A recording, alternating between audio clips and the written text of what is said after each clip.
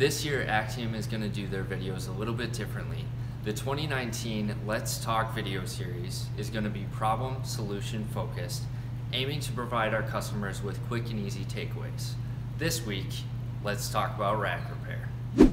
So what do you look for when you're walking around your warehouse and evaluating your racking? Well, obviously you're going to be looking for any and all damage, but most importantly, you're going to be looking below the first beam elevation, typically within the first 6 feet of the upright. So what type or amount of damage qualifies the need for rack repair?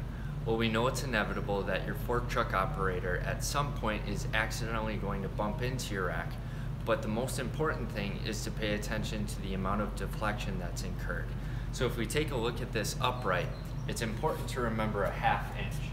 If your foot plate, front or back, or your horizontal or vertical plane struts are twisted, bent, or torn more than a 1/2 inch, then by industry standard, it's time for rack repair.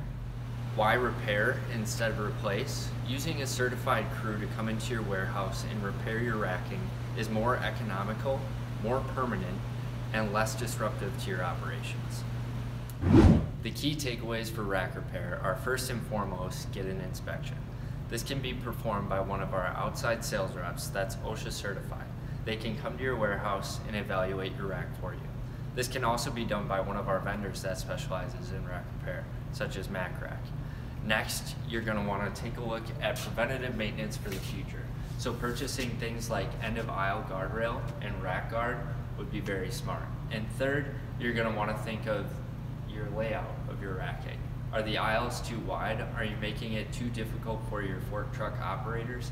These are all things to think about when evaluating your racking and making sure it's safe for everyone in your